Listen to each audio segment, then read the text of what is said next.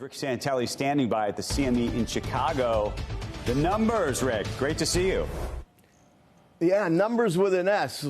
Listen, folks, buckle up. This is going to be a lot of numbers. And let's start out with initial and continuing claims, shall we? They seem to be populating first. On initial claims, 225,000 expected, 215,000. Nice drop. Last month revised, subtle revision, 226 to 227,000. If we look at continuing claims, almost spot on. Comes out at 1,821,000. That's a slightly higher number than our last look, which ends up getting revised to sit right on 1.8 million, which means now that we've had two numbers over or equal to 1.8 million after a stretch underneath.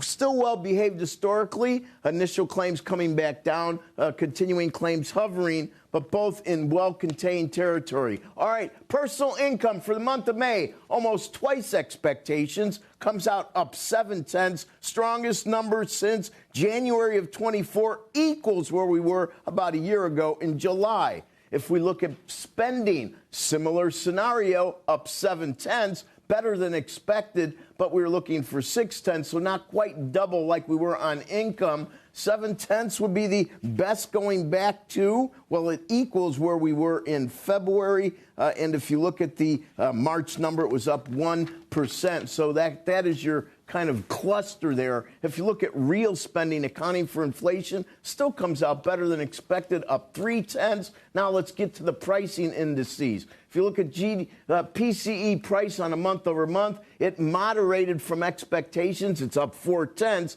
exactly equal to our last look. Year over year is 4.1, exactly as expected, and definitely a little bit warmer than the 3.8 in the rearview mirror. And 4.1, well, 4.1 would be the warmest since April of 23. Now let's look at core month over month, up 0.3 as expected, and it equals last month, which was revised up to 0.3. Year over year core PCE, in my opinion, the most important number. Expected at 3.4, comes out at 3.4, following a 3.3, and 3.4 would be the warmest going back to October of 23. Now, let's do the GDP numbers. Third time around the block. I wouldn't suspect there'll be big surprises, but you never know. The number is 2.1, and it does increase because we're at 1.6. So 2.1 versus 1.6. How does that peg? Well, that would be the best quarter since the third quarter of 25 at 4.4. If we look at the GDP consumption, personal consumption, it really gets cut here dramatically. Our last look was 1.4 in the second look. This is the third look, up 0.5%. I am really shocked by that. Up 0.5% would be the weakest going back to the first quarter of 22 when it was up 0.4. Now, let's get into the pricing on GDP. If we look at GDP, price index comes out 3.6, 0.1 hotter than we were looking for. If you look at the core, 4.4 are wild. That's what we were expecting. That's what it arrived at, and that was our last look. What do we have left? Durable goods. Durable goods. Now, this is a May preliminary order. In a couple of weeks, we'll have a revision. We'll pencil in a little sharper.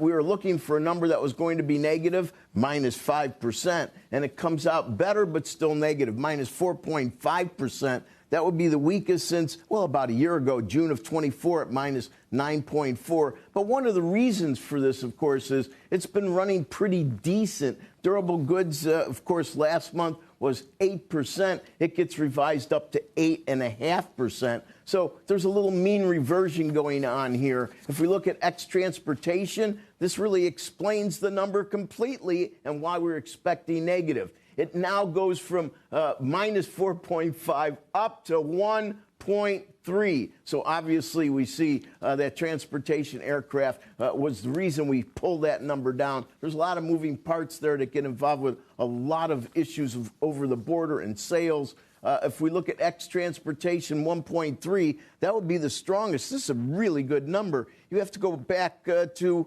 about 3 years, June of 23, to find a better number. Now, if we look at capital good orders, non-defense ex-air, 1.6.